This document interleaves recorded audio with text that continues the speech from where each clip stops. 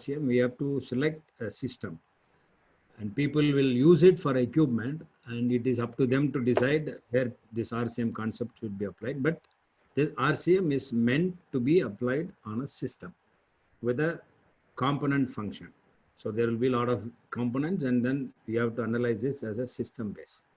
Then now, having made some functions, now we need to describe what is the function for the system and what is the associated assets are going to support the system function, and what are all the functional failures you will get it. And then we will try to see what are the failure modes attached with each functional failures. And our goal is to reduce the consequences. We are not going to prevent failure modes, and no one can do this. We all try to do some mitigations in an effect that to reduce the failure effect consequences. So all this expertise is required to identify functions, identify function failures, identify the scenario to the final consequences, how best you will be able to mitigate. This process is only this. It's a simple process. So if you want to define RCM, this is the best method to define. RCM is a process. It's a process used to determine what must be done to ensure that the asset continue to meet the user's requirement in their present operating context. See, this one statement is giving a lot of information. If you are not able to understand word by word, then we are going to make mistakes. Sir, it's 1 minute, clear. sir. Your voice is breaking, sir, sometimes. It is breaking? Sir. Yeah, now it will be visible, sir. I think so. I'll increase the volume now. Now check it. Yeah, it seems it's a fault from your side. I could able to hear sir's voice very clearly. It is clear now. Is it clear now? Is it okay now? Yeah, it's okay. Yes, sir. Yes, sir. Yeah, it's okay, sir. Okay. No issue. Fine. So this statement to be understood very perfectly, because this is where we are going to start our RCM. The same component can be purchased by many people, and the vendor will give you one pattern of maintenance, and it is not correct that the same thing can be followed in different areas. People buy the same asset, but they put that into use in a different ambience. So the ambience changes and the expectation changes. Naturally, the maintenance philosophy also should change. So please read this again. RCM is a process used to determine what must be done. It's a kind of a mitigation to ensure that the asset continue to meet their user's requirement. So every user is going to change his usage, his expectations will change. Accordingly, the asset also should elevate its position to meet this requirement in their present operating context. So operating context also will vary. Based on the operating context, again, the maintenance philosophy will change. So it's a beautiful process when we understand perfectly and correctly, apply it perfectly, all the benefits we are going to achieve. Systematic approach to improve reliability and achieving associated benefits by preserving system function. Improving reliability, I will try to emphasize, you cannot improve inherent reliability. We are limited with inherent reliability. Please don't mistake that improving reliability, when the system is designed to have a kind of, say, X% of reliability, X reliability, by doing this mitigation, you can only reach to that X. You can never exceed the designed reliability. So that we call it as inherent reliability. So it is an overview. All these things now are involved to carry out our RCM. See, RCM is going to be useful in all the areas, right? If you just select system boundary, one must know how to find out a system boundary. See, you have a big, if you take refinery or if you take power plant, you have a big boundary to boundary, and you should know how to make subsystems out of that. And then you try to do the RCM analysis. There are many methods like to go for C1, C2, C3. See, all that are different route. I'm not going to talk about that. But if you do perform RCM boundary to boundary, you will be able to eliminate a lot of other analysis. Okay, that we'll keep it in our question answer session. Who is RCM facilitator? How an RCM facilitator should function? He is a guy who is going to lead the entire RCM process, right? He is going to ensure that the RCM process is well maintained and well carried out in the analysis. It talks about function, it talks about operating context, it talks about the scenario, how the scenario ends, that is consequences, and what is the kind of maintenance strategy we can propose. It is an effective maintenance strategy. In the RCM, we are also having a decision method, how to select a task and how to ascertain the frequencies, how best we will be able to manipulate to give an optimized maintenance strategy. And we also know what is a kind of proactive tasks, preventive tasks. It is a general overview where we will be having all this inside the RCM. So this is something like the history of RCM. In the earlier days when they started, probably we call it as a first generation. There they buy the asset and they leave it. It is when it is not giving the function out, they will maintain it. It is something like when it fails, you attempt to maintain it. This is how the maintenance started. In the second generation, they were trying to get some benefit out of it, kind of like when I do last month only I did maintenance, but again there is a problem appearing. My maintenance is not giving me availability time, so how should I increase my availability? See, people started thinking, because there is a cost involved, so second generation people try to grow in different angle on the maintenance, and then the third generation people try to add a lot of other things like condition monitoring, availability, reliability. So it is how this maintenance started growing. And one point of time, the new knowledge has come from aviation department. And there were two people called, okay, he's not there, okay. There were two people, they wanted to do, they were actually doing some analysis in the aviation department, where earlier they used to have for all type of aircrafts, only one overall time, that is like say 8,000 hours, they will keep it for all the aircraft to do overhauling. Over a period of time, they realized that each aircraft should have different type of overhauling hours, running hours. So that awareness started. But however, they do analysis, they do a typical RCM, and they well maintain a reliability program. Even now, every takeoff and every land, they have a issue like 99% they are successful. Sometimes they are not successful, but they are reliable in landing and taking off. It means that there will be a problem, there will be a mechanical problem, or there will be an hydraulic problem, but however it is, takeoff and landing is reliable. But inside that, if you go, there are some issues. So they have analyzed all the failures across their aviation department, and they have come out that all the failures are coming into a pattern. So these are all the 6 patterns. All the failure modes, they try to group it in 6 patterns, and they proclaim that whatever happens as a failure, they just belong to this 6 pattern. And they wanted to attack this 6 pattern, how best we will be able to manipulate this 6 pattern, and then they evolved in one method, and that is called their maintenance strategy, and later it came out like RCM analysis. This methodology is completely followed by John Mowbray, and he took over and he make it as an RCM application, and later on some standards were generated like JOT 1011, JOT 1012, how to apply it. So now anybody is doing RCM, we are supposed to follow these 2 standards. Any RCM performed outside this standard, it is not to be called as RCM process. If I say that I have done RCM process, it is understood that I have followed chart 1011. Otherwise, I have followed RCM2 classic John Mowbray book. And these are all the patterns. Pattern A is normal bathtub curve, and pattern F is going to give you infant mortality with random conditional probabilities. And if you look at it, it is just put in a 2 group, and first group is age related like ABC pattern, and the second group DEF is random.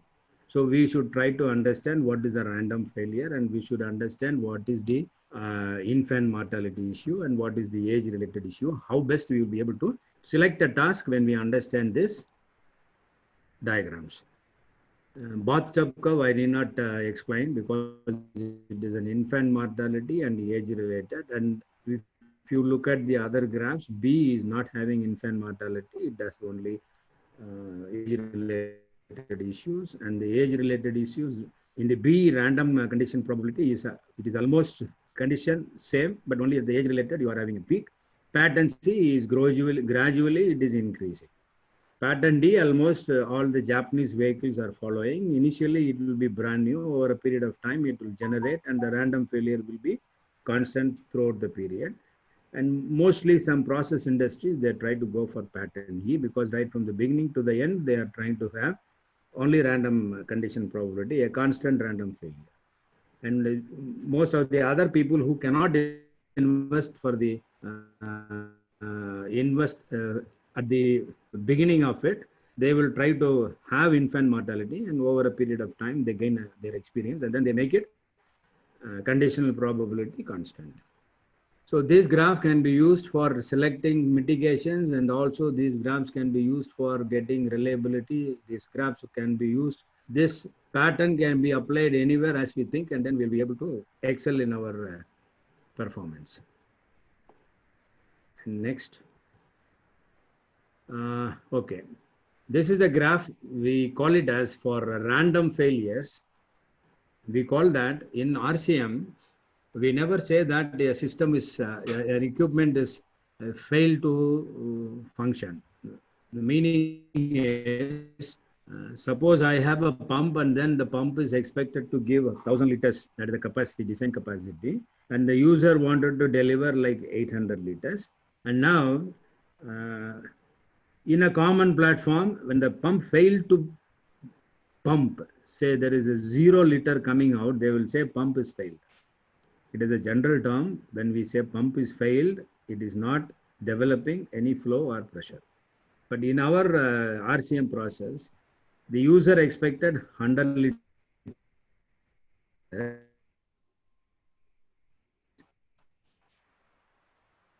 When it is deviating to 799, we call that as a failure.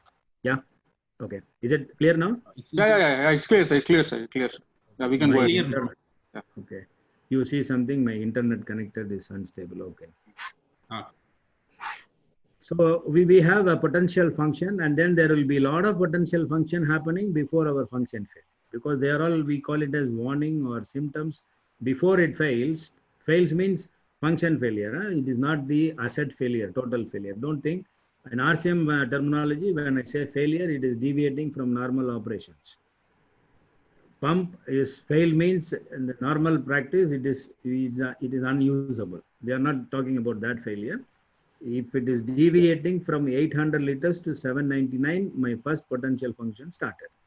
Now operating context, or the user says my flow can deviate from 800 to 750. So within this 50 liters, I will be having a fluctuation. There will be a lot of potential functions. And the moment it reaches 749, my function failed. So within this 50 liters, this is called a limit or a tolerance, whatever you can call it. It is a desirable function period for us. Within that period, we have an expectation, and within that period, there will be a lot of potential functions. And if you are able to pick up the warning and signs, and you will be able to perform what could be the condition monitoring task for that, provided you know how fast it is going to fail. Suppose I got a potential failure now, and if I'm sure it is going to fail after 6 months, I can definitely perform a condition monitoring task, and I know how to compute the interval. Here we are telling it is a PF interval. So first potential failure to function failure, the time taken for this period is called PF interval. And in general, we just try to take half of this for any condition monitoring task. Provided if you are very clear about this PF curve. If you are confirmed that for any random defects, if you know what is the PF interval, then we will be able to give you the frequency for condition monitoring task. If you do not know, then condition monitoring task, however it is technically doing, but it cannot be considered as a worth doing topic. So as I said, it is Java 1011 section. It is the RCM basic famous 7 questions. And many people think that RCM is only just 7 questions. And they think that the RCM is a simple thing, we can apply it, but it is not true. Before you start asking these 7 questions, you should try to elevate your company or the industry or the organization that is it capable to accommodate these 7 questions. In the sense, if you are not having required culture, if you are not having already in a platform where you are motivating your operations towards good expectation, benchmark expectation, then you will be able to ask these 7 questions. If you are not in that platform, and these 7 questions will not give you wonders, or it will not make you, beneficial. So some people think, many people think RCM is only 7 questions. But before these 7 questions, you should make sure that you are eligible to apply this RCM process for your organization. And after these 7 questions, are you going to continue this? Are you going to change? If you are not going to change after answering all these 7 questions, you are going to sail in the same boat. There is no improvement even after applying RCM. People say RCM is not going to help me because you are not going to change the culture even before applying the RCM 7 questions and after answering the 7 questions. So let's see what are the major 7 questions. The first question, if you answer, that is going to give you the function of the asset. And it includes performance standard. And of course, what is the operating context? What are the functions and desired standards of performance of the asset in its present operating context? If you answer this question, you will get the function under the operating context, under the performance standard. Why at all the asset is there in my boundary? Why at all I have an asset in front of me? If you answer that, that will become the function for them. Why at all you have this asset in the organization? What is the need of this asset? That can be the function. And that function can be like, we will see, there are some different categories of putting that function. The second question, in what way the function will fail? Or in what way does it fail to fulfill the function? When we use fulfill, because it is a user requirement, and there are methods to define how to define function failure. See, one function failure can be a total failure. We will see how to in the next slide, maybe. Yes. And what causes each function failure? What causes is functional failure? It is the failure mode. Which one triggers the function failure? There will be many. You have to, what do you say? You have to list down all that failure modes. And then what happens when each failure occurs? We should know what happens immediately to the asset, and then you can think about what will happen to the system. In what way does each failure matter? The first one, you can think about the equipment. What happens when each failure occurs? Is it giving some evidence? Is it not giving evidence? And what ways does each failure matter? You have to see where we are leading for the failure scenario. What ways? So there are many ways, but we will try to give you a guideline that in 5 lines, you have to try to pick up the scenarios. Now, what can be done to predict or prevent each failures? It is only to prevent or predict, either conditional monitoring management or preventive management. Then what should be done if suitable proactive tasks cannot be found? See, we have some limitations with our execution methods, and we are unable to find out a suitable task. And RCM will ask you, later slides, we will see, it will ask you 2 questions, whether it is technically feasible or it is worth doing it. Honestly, we have to say yes or no for this, and then we try to look for the task. We are not supposed to compromise anywhere in our question answering session or decision making process. There is no compromise. What we get, and all the team members, if they come into an agreement, yes, that is a philosophy, that is a task, and that is a frequency we have to attempt. And before writing all that, we should be in a position to write operating context. Operating context is an exercise that we should not copy it from operation books. Any industry, if you go, there will be an operational philosophy. We are not going to copy it from the operating context. This operating context, having understood the function and the asset performance, the team members should try to write down this operating context so that anybody reading this operating context should be able to understand in brief what is the operations, like batch process or like duty standby is configured and how the spares are going to be arranged. Is it spare in the warehouse? So a lot of details which is really required to do the RCM analysis, we should put it in a paragraph wise in an operating context. We don't have to put all the tag numbers. No, we have to put duty standby 2 into 100% or 3 into 50% to duty and 1 standby. So like that, we have to put, and if there is any safety hazard informations, then we can put it in that. It is a brief, very brief operating context, not a copy paste from your operational books. We have to develop, and then it is only for the understanding of the RCM team, and the RCM facilitator will try to guide the boundary of the operating context. Basically, functions, when I say there are two types of functions, primary function and secondary functions. Primary function is at first point of time, what you get in your mind, why at all I have asset, what is the, why it is required. That answer is your primary function. But that asset may also have different functions, like it will try to give a protection, or that asset will try to control the main function. Those things we will not consider as a primary function. For a pump, we will always say it is to pump the process fluid, or it is to feed the process fluid. That is the basic understanding, that is primary functions. And we are not supposed to have 2 or 3 primary functions. We should have only one primary function. If you are having a doubt and you are not able to split the function statement as one, still you have to make yourself in a position to make one primary function. There should be only one primary function. Other functions you should try to distribute within the secondary functions. You can have and one more function, make it as one function. So primary function, there should be only one function.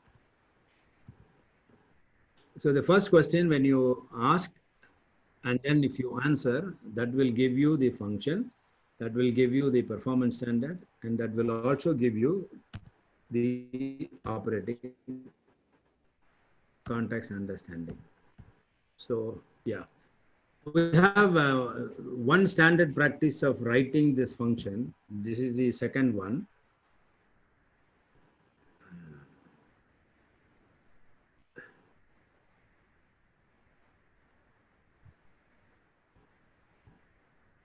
Yeah, this is the second one. The function should start always with the verb. To pump, to feed. So it should be always start with the verb. When you start practicing it, we will find that this statement like to may not be applicable. So we will try to slightly modify as to be able to, or sometime capable of doing, or to be able to perform. So we will find a beautiful way of putting the functions and its performance standards. Performance standards are basically, if you know the flow of a pump, yes, I can put the flow. If you expect that say for example, today I am just defining that my pump should give me 800 liters. After 2 years, my fellow people will come and say, no, I wanted to have 810. So now, in one of your sheet, if you have mentioned 800 liters, then after 2 years, if it is going to be changed, I call this as a dynamic parameter. So if you see some values and if you assume that they are going to be dynamic, don't use this values. You just say it to the desirable value, to the desirable set value. Performance standards, you can keep it within the function frame, or you can also keep it side by side, or below the function statement, you can say performance standards, and the values you can put. But whenever the values change, the problem is you have to again revisit the RCM worksheet, and then again everywhere you have to change the value. So when we make the RCM analysis, we should keep that in our mind, that not to put the values. We are not going to populate that value. This is not going to be the maintenance reference for you. It is a reference for making strategy. People who understand, nobody is going to read this manual, this RCM sheet, other than maintenance people. So when a person from maintenance, when he reads, he is going to understand. So we don't need to put the values there. The values you can have an annexure, and then beautifully you can change it. When you change this value, you can change your parameter also outside the RCM sheet boundary.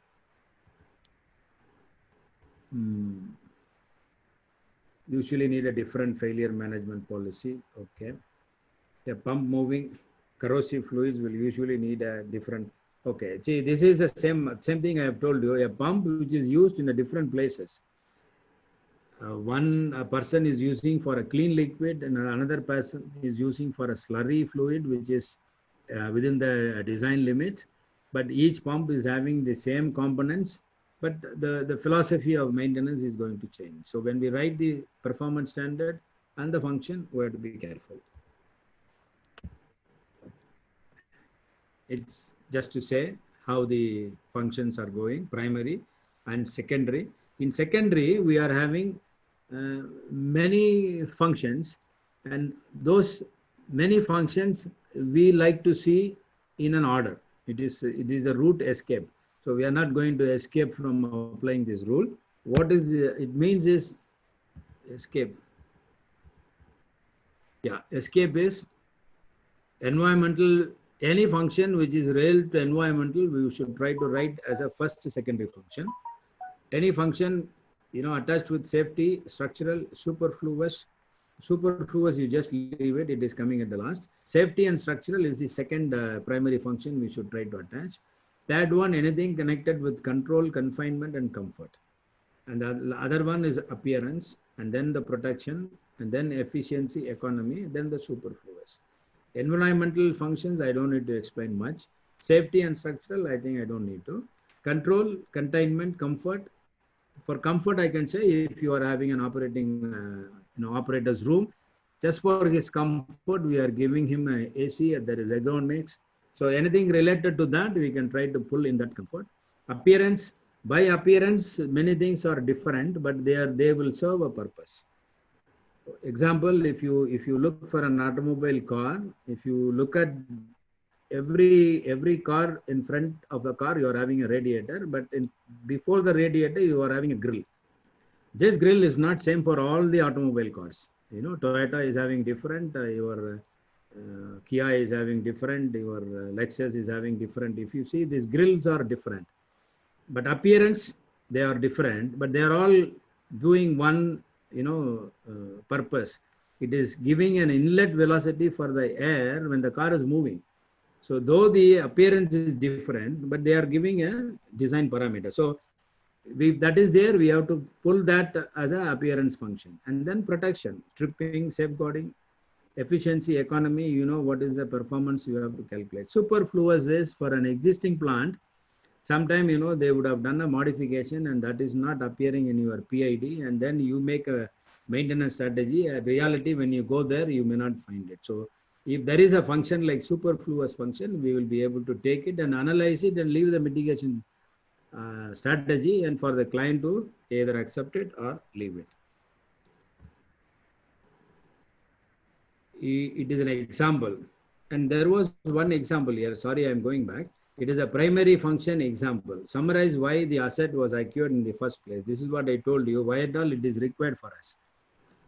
And this is the sample statement to supply combustion air between, this is performance standard 390 to 290 to reformer burners by drafting atmospheric air. And similarly, when you go for secondary functions, we are saying to supply oil at a pressure of not less than, filter oil from suspended particle size more than 5 micron and cool oil to less. It is also giving you a kind of, economy, efficiency. It says that 5 micron, and it is related to performance. So it is coming for the secondary function. And when we write down secondary functions, it is the best practice to follow that escape.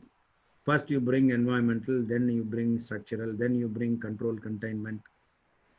So that should be in our mind when we are trying to populate the RCM worksheet.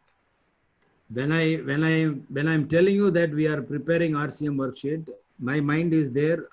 I will be doing only RCM analysis in the Excel sheet.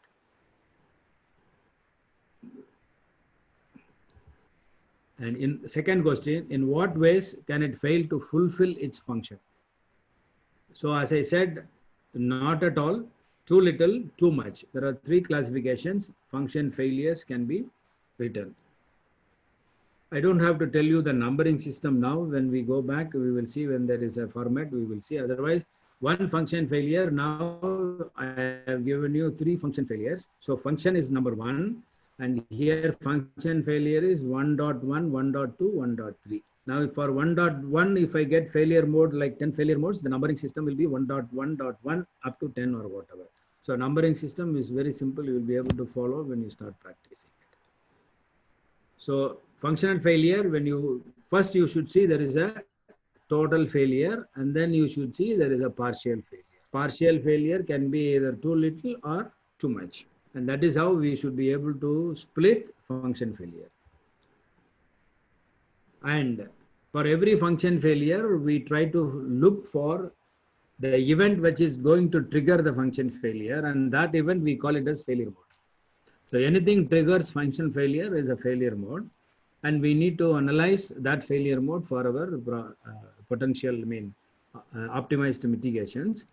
So this failure mode, sometimes some failure mode is evident, because evident means it will be known to the operating crew immediately, or over a period of time it will be evident. And some of the things are not evident, it is hidden. And mostly human error goes into, we have seen 6 patterns, The human error is having a representation in all the 6 patterns. It is not that human error is an alone, it's a separate phenomena. No, this has got representation in all the 6 patterns of failure. So we have to keep it in mind that human error is always there inside the failure pattern. So what causes each functional failure? That is a failure mode. And we need to now pick up RCM failure mode, and we need to classify whether it is a evident failure or hidden failure. Okay. And you will be able to make many failure modes, but we should have a limit, which is a failure mode we should try to select for our RCM analysis, and that we call it as credible failure modes. And if you are not able to pick up credible failure mode, and then our analysis, we will be doing too much analysis, and then at the end of the day, you will find that you are not having optimized maintenance strategy. So in the failure mode, we have to have a principle that we need to select only credible failure modes. The failure mode happened in the past. It may happen in the future. Once in a while, it may happen. So credible failure modes we have to take, not all that failure mode. For example, when you consider failure modes, you have to consider the system is under operating condition. Normal operating condition, what will be the failure mode you will get? You are not supposed to get failure modes during the installation stage. You are not supposed to get the failure modes when it is under maintenance. Under normal operating condition, what are all the failure mode possible? So by doing this, indirectly, we are applying RCA process to select the failure modes. Not exactly you are doing RCA on a white sheet. Your mind will follow the same philosophy of selecting failure modes. Too much will give you trouble in getting an optimized maintenance strategy. Too little on a high level, again, you will not have an optimized maintenance strategy. So you have to be very careful in selecting failure modes. So we would say it is credible failure mode you have to pick up for our analysis.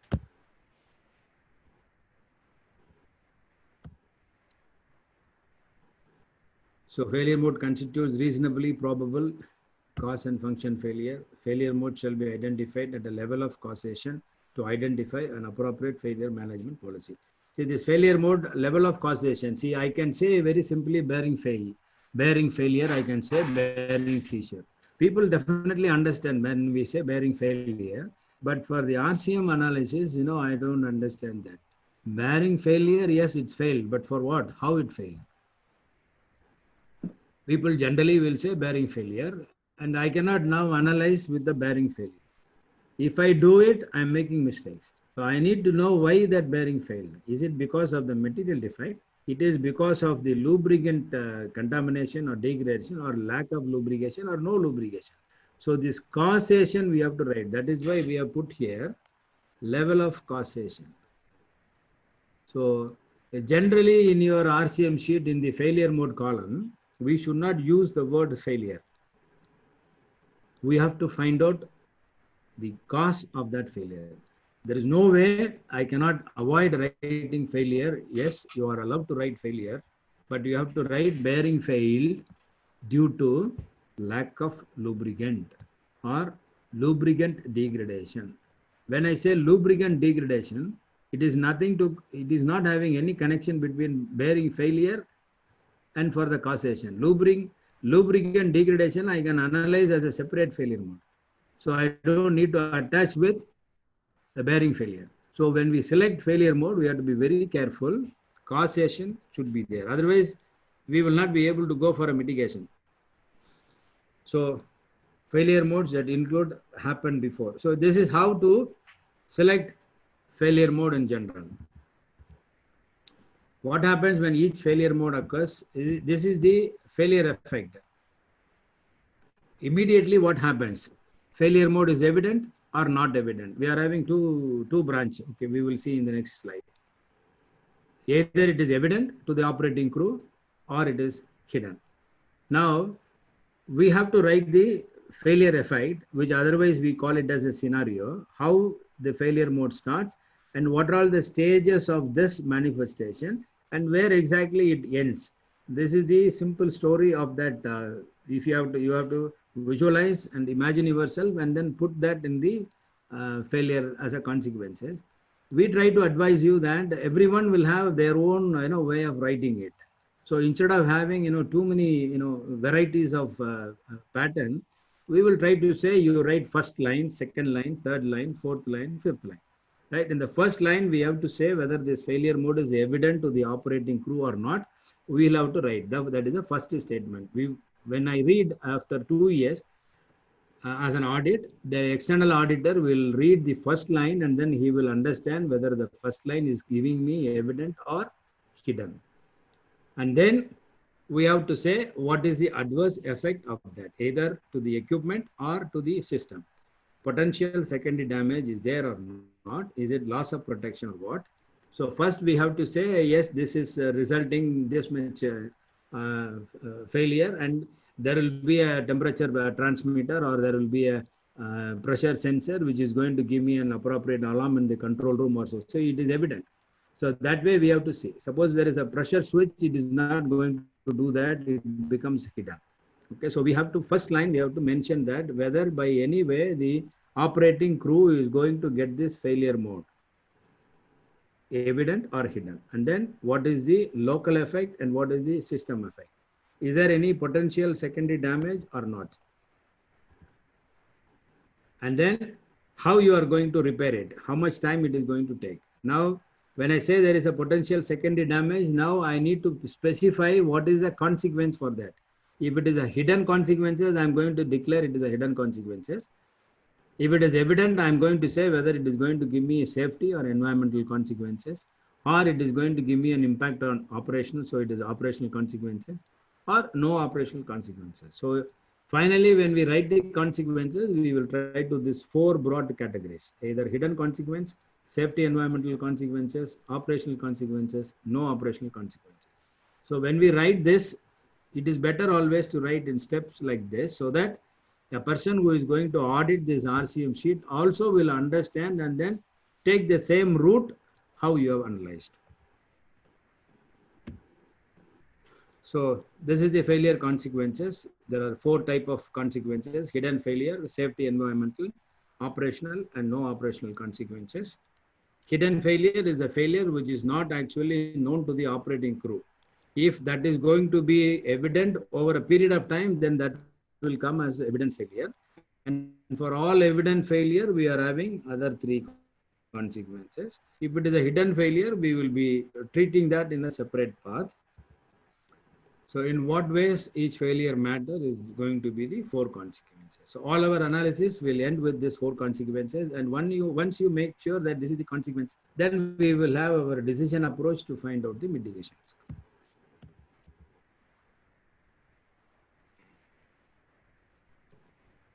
It is just an explanation, same thing. What is hidden failure and what is safety or environmental consequences and what is operational, what is non-operational. Between operational and non-operational, you can think that operational is going to give you a shutdown or a process will come to a standstill. no operational consequences, maybe your standby pump or standby equipment will try to back up the system so that you don't have operational effect. And for non-operational consequences, when you try to do a mitigation, we will have our own methodology to see whether it is technically feasible or it is worth doing it. When we come for a worth doing analysis, then naturally there will be a cost impact. We have to do some cost estimation and then try to see whether it is going to balance our maintenance budget and all. Then we will have to find it.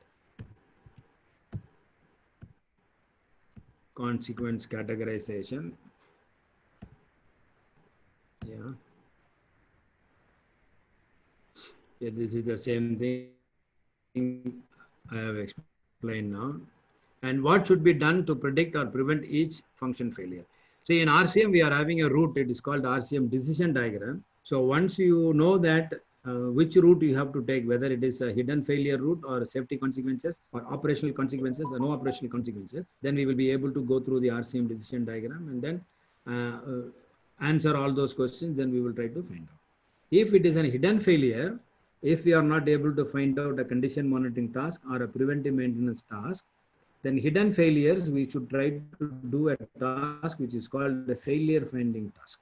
Let's see when we go to the RCM decision diagram. It is a failure finding task to see whether that asset is in failed state. Okay. Failure finding task and the condition monitoring task, they appear or reason almost the same thing. Example, condition monitoring task, the definition of that is, we are trying to do a task to see when this asset will fail or about to fail. It is called a condition monitoring task. That is the aim of the condition monitoring task. When this will happen or about to occur. With this aim, we are performing a task, and this is called condition monitoring task. In the failure finding task, the methodology or the procedure will be the same, but the aim is different. We are trying to do a task to see whether it is already failed.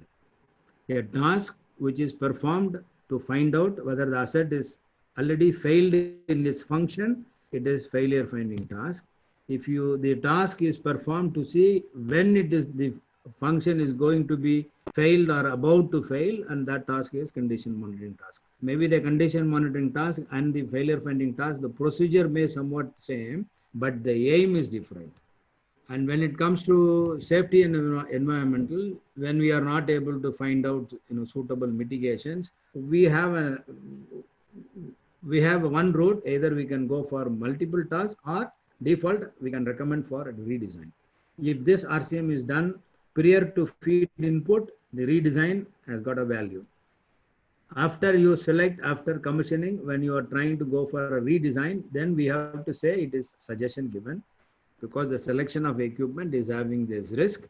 We cannot call for redesign, we can only give a suggestion. Operating task is a proactive task. Any proactive task we can apply for operations. If nothing is found in the non-operational consequences, we can declare it as a run to fail, or nowadays we call that as no schedule maintenance. Criteria for selecting failure management. In the RCM, we are having okay, all this I have explained now in the previous slide itself. Okay. Okay, the last line you can make sure. When we follow an RCM decision and when we follow whatever pattern, first we will try to look for the conditional monitoring task. If it is not, then we will look for a scheduled restoration task. If it is not available, then we will go for scheduled discard task. If none of them is acceptable, then we will go for a failure finding task in the hidden consequences route. And even for safety environment, we will try to go for a multiple tasking or go for redesign. Operational, we will try to see whether to leave it like run to fail or no schedule maintenance.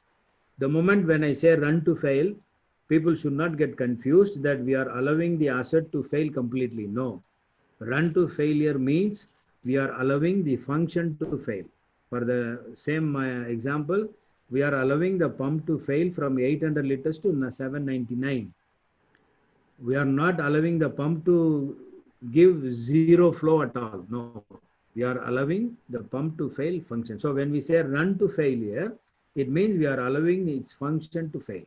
So people are having different opinion on run to fail. Recently or last year, we have changed that run to fail terminology to no schedule maintenance. Scheduled task. So I hope all of you aware about what is a scheduled task. And scheduled task should be identified that fit the following criteria: evident failure mode that has safety or environmental consequences; hidden failure mode where the associated multiple failure has safety or environmental consequences. See, any task as per your decision diagram, if you are going to schedule it with the overhauling aim or with the repairing aim, it is called a scheduled restoration task. And if you just try to replace the component, it is scheduled discard. So whatever task you select, it comes under these two categories. Condition monitoring task, generally the moment I say condition monitoring, people think only vibration analysis.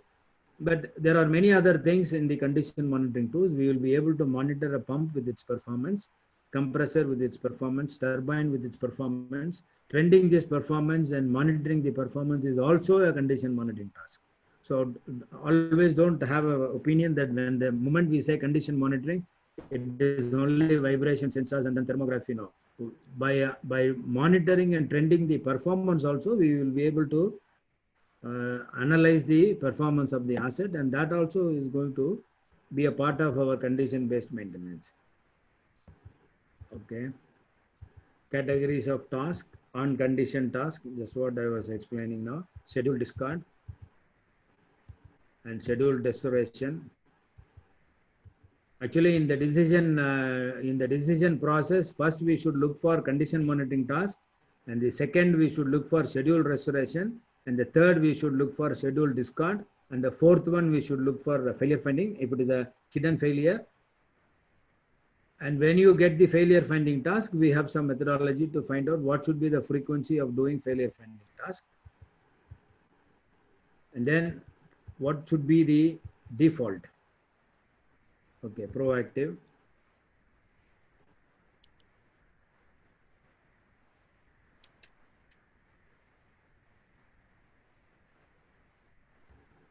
How when we should go and call for a redesign task, and when we should go and suggest a suitable method for that is when our consequence is safety and environment, and we are unable to find out the task, then the default task should be redesign, and we can suggest it. If it is in the feed stage, we can go for redesign, and if it is the after commissioning, then we have to suggest there is a risk involved, and we will be able to tell them that this is how it can be eliminated. This redesign as a maintenance task, it cannot be uploaded in our SAP. So we have to be very careful when we populate the template for CMMS. Redesign should not enter there as a task. It should be suggested. So what are the outcomes? We are going to get optimized maintenance strategy with a fine-tuned frequency, and we have already assumed, we have already analyzed whether it is technically feasible, it is worth doing it. And when we say technically feasible, we have already come across whether it is applicable or not applicable. And we will be giving only a cost-effective task for that. We are not going to simply say you do this where the cost of doing task is going to be more than the cost of the spare. No, we will not suggest it. So we have to have a cost effectiveness. If nothing is found, whether can we go for a run to fail? And if we promote some new task, for example, I don't know how many people are now using thermography. Now it is slowly taking pace in our optimized strategy. So for adopting thermography, the people should be trained.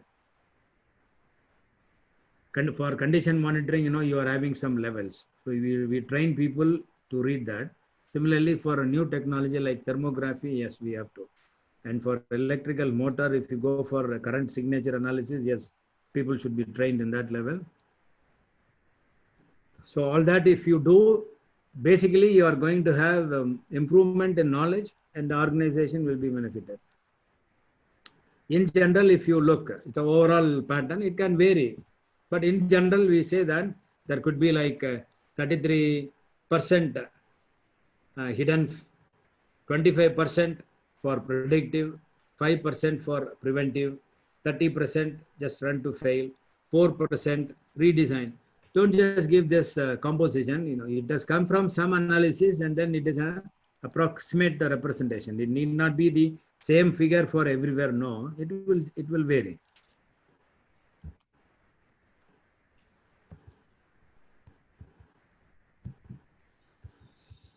These are all the benefits. Once you do RCM, you are going to get it.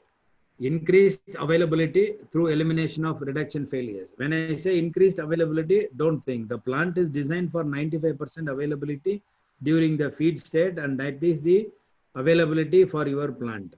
By doing optimized maintenance strategy, I can only reach 95. I will not be able to say that I will give you 96%. No way. It is an inherent availability. RCM process will give you an optimized strategy to reach your inherent availability and reliability. Of course, you will be eliminating a lot of unwanted tasks. So there will be an operating cost reduction, maintenance cost reduction. You will definitely have improved safety. You will have definitely the process stability will be there. Otherwise, we will say the reliability is trying to improve on. Then the asset life is increased if you follow this optimized maintenance strategy. Most of the time we have an opinion, for infant mortality. The moment you do maintenance and then you go for a start, we will have a failure. So when a running system is interrupted for a maintenance, then we will have a failure, which is otherwise, we bracket that as infant mortality. So more maintenance you try to carry out and then you are having infant mortality risk. Okay. How it works? First, you have to go for an aim, what you wanted to achieve through RCM. Then what is the system criteria you are trying to select, and how you are going to allocate your resource. If you are not having resource, how to outsource and all. Then how you can generate a team building, because these team members should come finally to they should have in one agreement. Then only this analysis will give you good result. So till they get one agreement, and they have to actually discuss and find out. Then how best you can do an RCM study. Then what is the recommended actions you can suggest through your study. Then you can compare the task. Then how best you can implement it. So emphasize your goal. Try to have single point failure definition. You should try to go for a very good failure prevention or mitigation analysis. Definitely it should give you an increased utilization. And what is the safety control you will be able to decide upon. And if there is a regulatory compliance, whether your analysis is taking into that on board for considering environmental issues. And once you finish that, it is going to be a continuous improvement.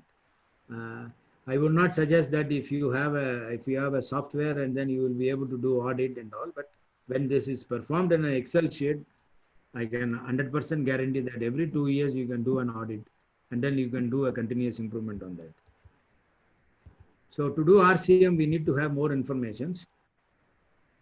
There are a lot of ways to gather informations, and every plant will have a P&ID, and you will have operational manuals, you will have vendor manuals, and you will have their history. If it is an existing plant, if you want to go RCM, then their maintenance history you can download and then see what are all the failure modes occurred, and then how they have mitigated it. By reading their standard operating procedure or it's a maintenance scrap procedure, you will be able to understand how they are attempting to prevent failure modes. There could be like 10 failure modes they are trying to either eliminate or reduce the consequences. We will be, by reading all that, we will try to gather the failure modes, then operating instructions, then the design informations. Mostly if they have done like previous studies like HACCP studies or IPF or cell analysis, whatever they have done, all that, we have to gather before we do the RCM analysis. Yeah. System criteria. Here only people actually, have difference of opinion. And some people go 80-20. Yeah. And some people will try to do criticality analysis and then try to classify C1, C2, C3. And at the end of the criticality analysis, that analysis is used only to go for ABC indicator in our CMMS. And most of the equipment, if you leave it for C3 in the normal operation, they are going to fail, and people will try to take bad actor analysis. See, the analysis, it is continuous. It is not that continuous improvement happening here, because there is a failure happening, and then we are trying to find out a different strategy. First, we went in for C1, C2, C3. We didn't want to go for RCM and a full boundary to boundary. So we wanted to get a simple method, a shortcut. C1, C2, C3, we will do RCM only for C1, C2. And C3, we said we will follow general maintenance. That C3 is going to give you trouble, then you will try to do bad actors. And then you are not able to eliminate, then you will try to do RCA. By the time 15 years of your plant lifetime is finished. And this is going to be a vicious circle. And every time you will say, we are trying to optimize our strategy, optimize our strategy. The problem is, in one go, we have not done the RCM analysis for all the assets within the boundary. We have considered that will take more time. So we said we will do this, do this, do this. And if you see in many organizations, every year they will be having RCA meeting or bad actor meeting, because they have done C1, C2, C3, and they have done RCM only for C1. Sometimes RCM done for C1, C2. Or 80-20, they do a Pareto chart and then try to take RCM into this route. When we decide RCM, we should try to advise our management that RCM should be done for all the assets in the boundary. And C1, C2, C3 is performed only to have a very good understanding of the assets. And through RCM also, we will be able to give you ABC, which can go into your CMMS. The ABC indicators from CMMS is only used to see when you can close your work order. If it is A, close it 24 hours. If it is B, take for a week. If it is C, you schedule it. Okay. So ABC indicator only for that purpose, if you are using criticality analysis and we are deviating in our aim. Our aim is to get optimized maintenance strategy, and we wanted to do it on RCM. What is the best way of doing RCM? For all the assets within the boundary, RCM should come. In the RCM analysis, all the tags in the boundary should appear. Then only your strategy is optimized. So that way we should try to convey to our management why we should select RCM only for this. And most of the time I have seen that C3 will become a major, will have a major consequences when you do analysis, and that will have a mitigation. Otherwise, it will not have in the normal route. Okay. For forming the RCM team is very, very simple. Those who are involved in the operation, those who are involved in the maintenance, and if they are not able to analyze the process, then there could be a subject matter expert for the process. And if they are not able to, conclude this RCM approach, then they can have one RCM facilitator.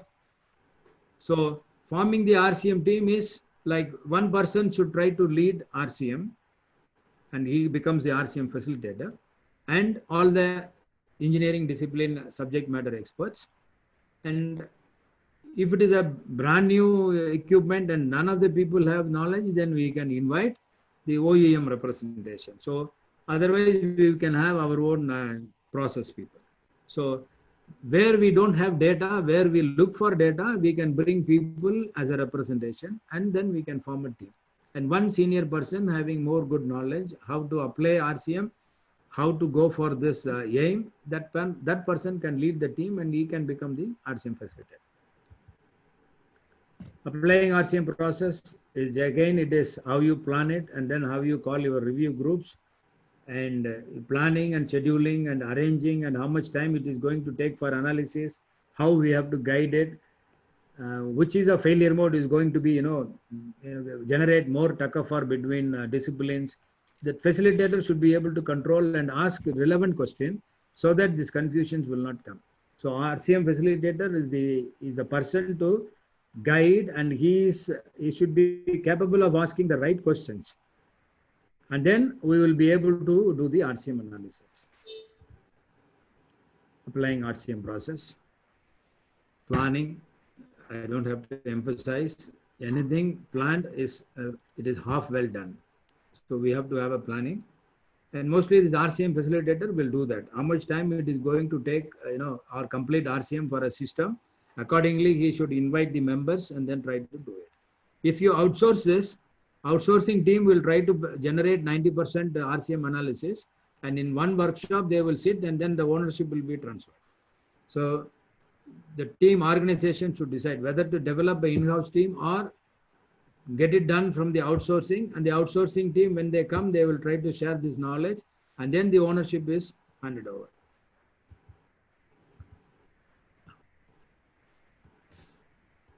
The facilitators, they have the role. They have a very good role that they will decide to what level this RCM analysis should go, and how to correctly, use members. And they will not ask you, like different questions. They will only ask the right questions so that the right answer will come, and then that will lead the RCM program. If you are not knowing how to ask the right questions, then the facilitator will have instability. So facilitator should decide which is the right question should be asked, and how the RCM process should be carried out. And he is a person who is going to lead the RCM analysis process. Once we do this RCM analysis, it is better to do an audit after 2 years. We are not going to do the audit to find out whether the failure mode is missed, or the audit is always will give you an output. If, for example, one failure mode, one mitigation, we would have given 2 years frequency time. And some team would have done meticulously this activity 2 years, and they would come out with the suggestion that it is of no use. Then the frequency can be increased from 2 years to 3 years. And some people will say we have put 1 year time, but we had a failure happened in 6 months.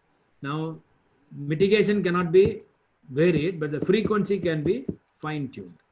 Sometime if one failure mode is not analyzed and it has happened, and members have missed it, or they would have analyzed it and said that not credible, that failure mode has happened, then after 2 years that failure mode can be taken on board, and then analysis can be carried out. So audit, and after implementation we have to audit, and after performing RCM analysis also we should audit. So it is a general implementing RCM analysis procedure.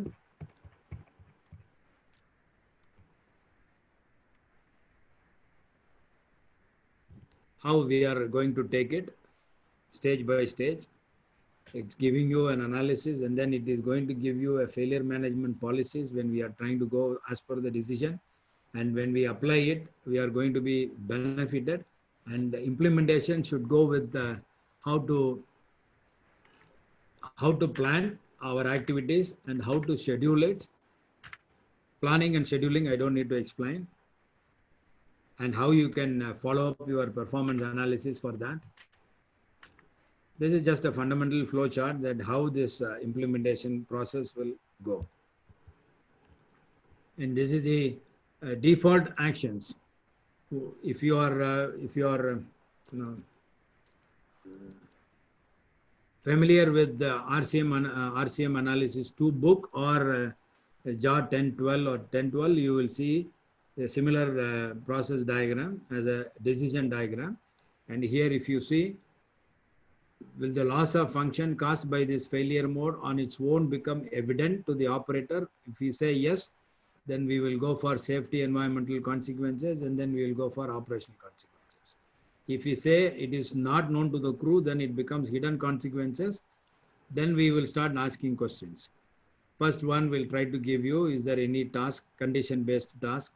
And then if there is no condition-based task, if there is no scheduled restoration or scheduled discard, we are going to find out a failure finding task, and how to calculate failure finding intervals, we have some methodology, but I think that we are not going to cover in this place. Again, this is a different, the same decision logic. It can be applied like this. If you see here, we are trying to say whether this route is hidden failure and this route is evident failure. First, we are branching out either it is evident or hidden, and then we just come down either it is a safety consequences or operational or non-operational. If it is a hidden one, again, we are going to see whether we will ask a question, first question, whether a suitable condition monitoring task to detect the potential failure. Always we have to add here whether the task is technically feasible, worth doing it. Maybe you will get a task, maybe it is technically feasible, but it is not worth doing it. If the answer is no, then we are not supposed to select it. 50-50, don't go for this task. So these members should decide, ask this question, and in agreement, they should answer this. If all the members should agree, yes, there is no possibility of doing a condition monitoring task, then you ask the next question to find out whether it is restoration possible or not possible. Then ask another question, schedule discard, technically feasible, worth doing it.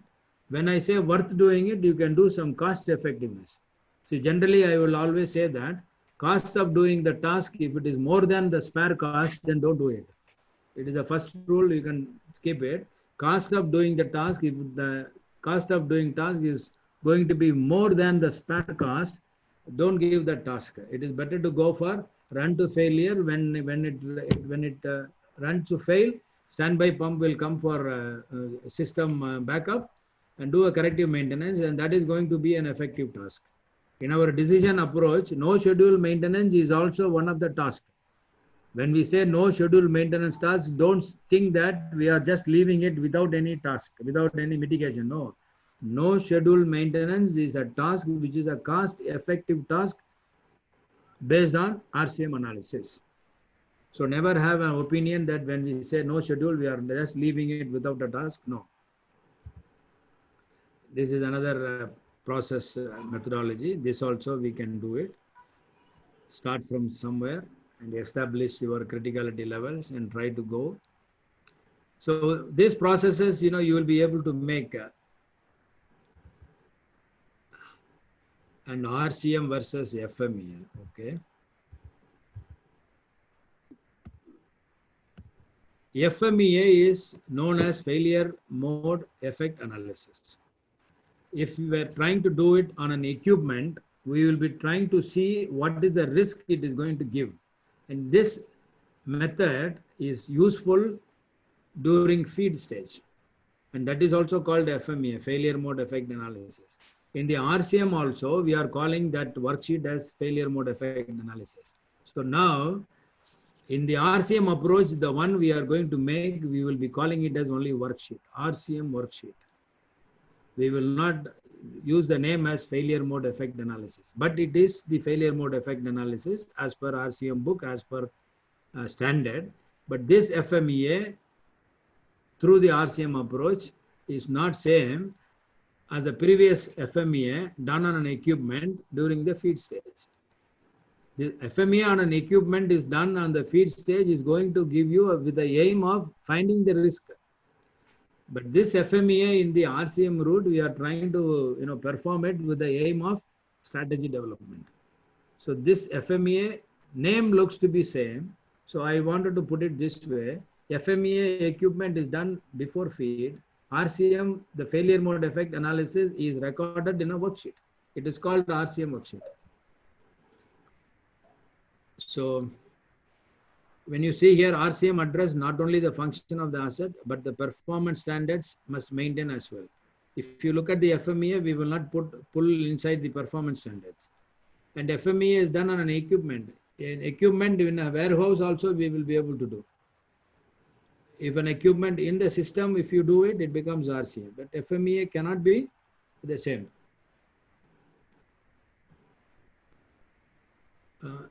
For FMEA, when we go for equipment, sometimes people use that in a higher level, very higher level, and then the performance standards may not be attached with the equipment. So there are some issues like when you call FMEA, it is not going to be the same FMEA The first one is with the aim of finding out the risk. The second one with the aim of finding out mitigations. Okay. We can see that RCM failure modes are written at a more detailed level, addressing the part problem and specific cause. These are all the general differences for FMEA on an equipment and FMEA through this. Good RCM process addresses what should be done if there is not an applicable or effective maintenance task or design. FMEA, this is not addressed at all. FMEA is an engineering tool designed to reduce risk before we shall install the asset. See here. So FMEA is basically when we do it on an equipment, our aim is to find out what is the risk involved in the asset. But when we do RCM, we are trying to populate all our analysis in a sheet, which is also called the failure mode effect analysis. But this one is just an RCM worksheet. And this one is having an aim to arrive at an optimized maintenance strategy. Challenges of RCM.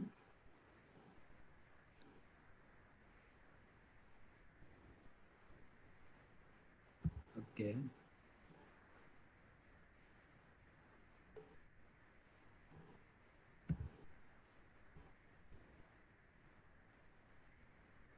RCM is a panacea for all their maintenance problem. Also believe they do RCM. It will resolve all their problems.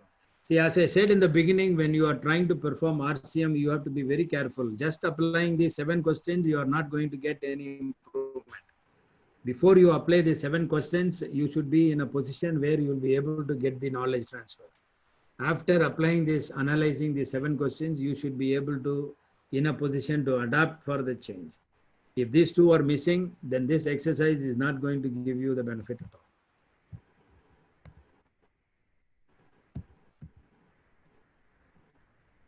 Okay, see here, many organizations try to implement RCM 80s, 90s. These are all the challenges, right?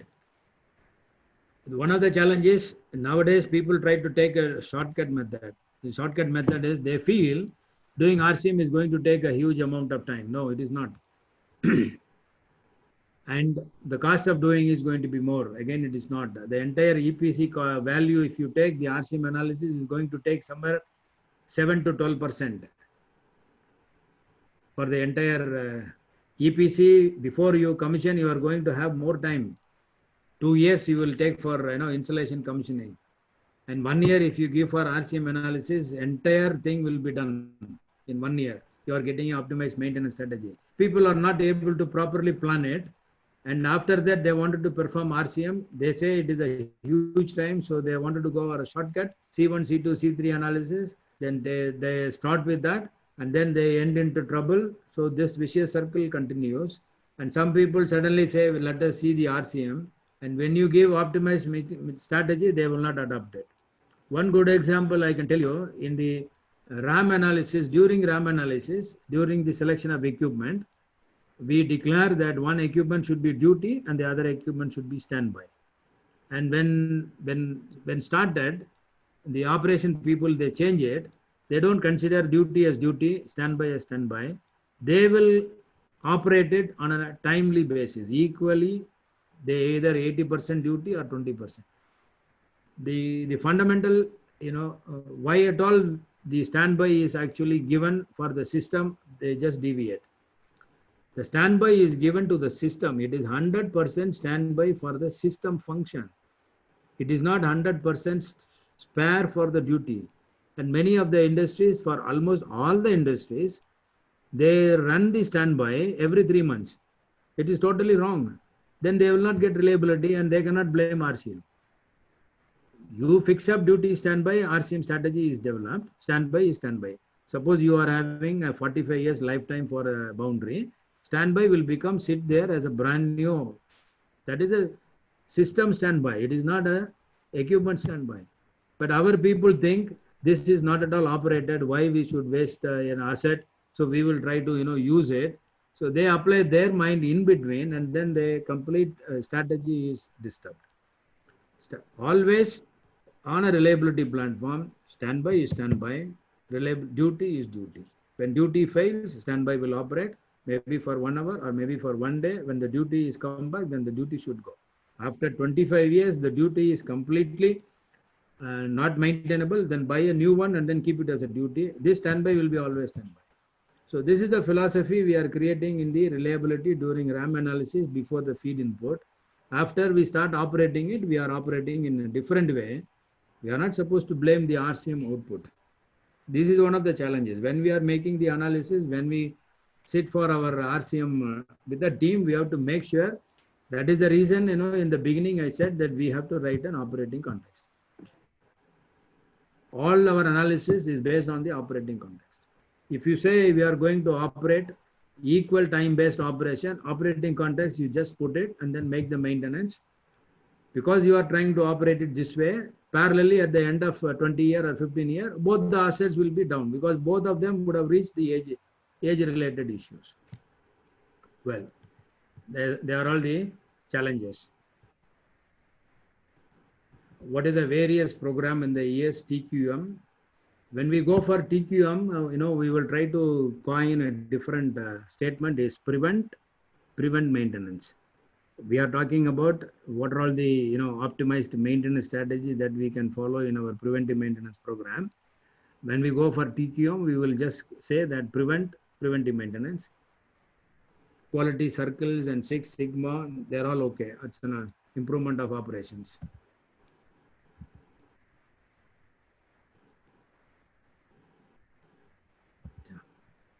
Yeah, this is what from me. Thank you. Where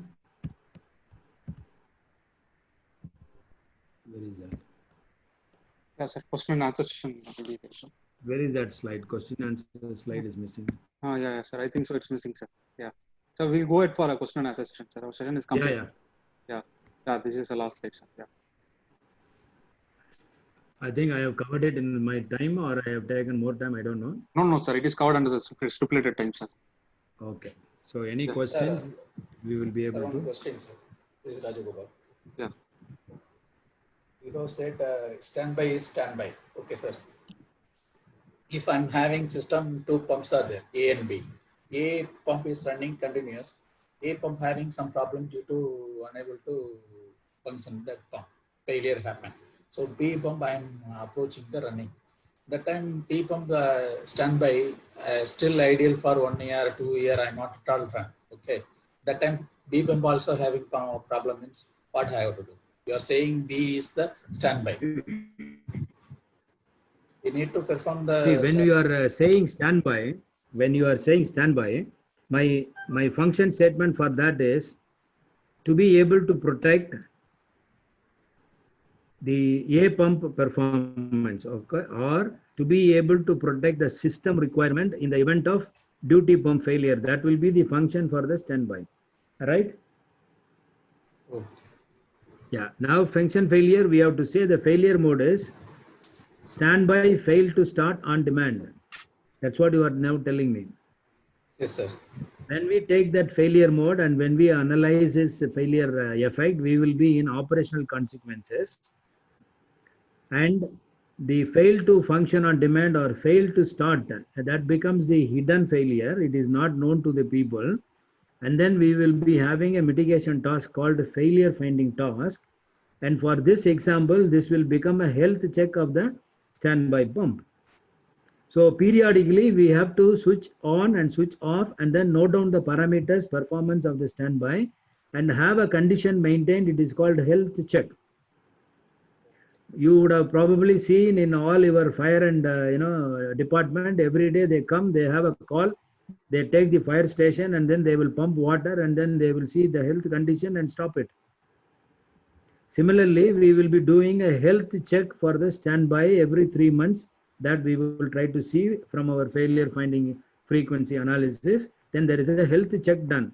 In the health check, we are going to have a maintenance craft procedure. In the procedure, we have to write auto kick in standby done or not, performed or not. Then for this, you require operator support and he is the guy who has to do auto kick in is there or not. He has to say yes or no. Yes, it kicked in. Now the maintenance people should run the pump for maybe 20 minutes or 30 minutes. If the pump vibration to be recorded, okay, you record it. if you want to understand the performance monitoring, read the values and do the studies. And then you confirm that oil is okay or not okay. You see the filter DPT is functioning or not.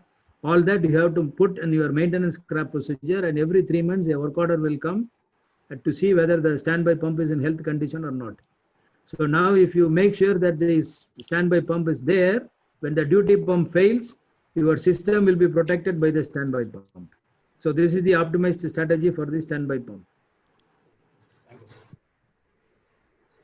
Yeah, the next question. Yeah, next question from the panel. Please tell your name and answer the ask the question. Sir, Hanumi Reddy here, sir. Actually, I have this, I mean, in continuation to the same question, till now we have the similar opinion what my friend has asked, like, we'll be running the pump for say 3 months pump A and 3 months pump B, so that, we'll be monitoring the health of the machine.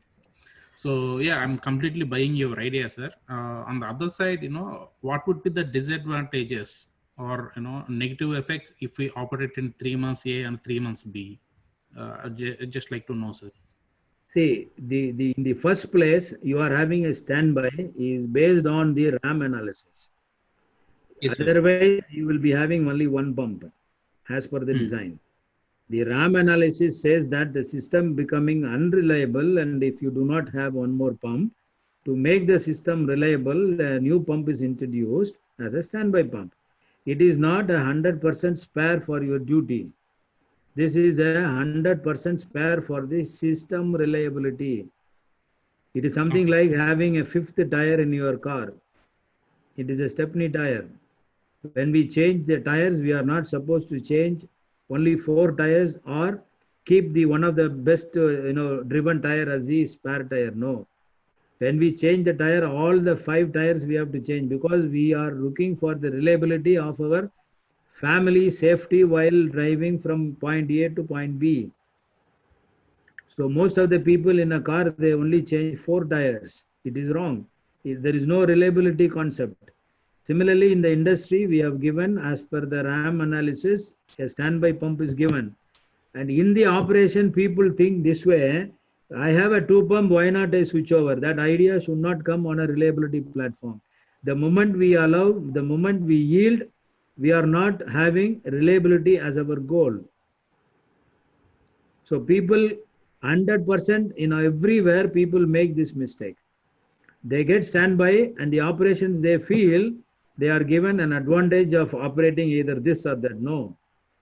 The second pump is a standby pump, is only for standby for a reliable system. It is not 100% spare for duty. And most of the places I have seen, when the duty fails, they will try to pick up some spare parts from the standby and then put it on line duty. That is also wrong. That is why I said, if we are not able to adapt for the change, then the benefits of RCM is not there. Yes, sir.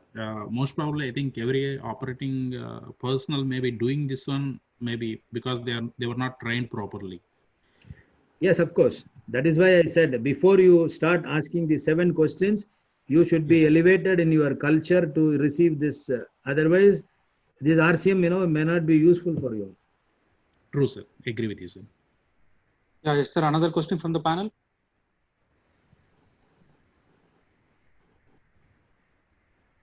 Yeah, is there any other question?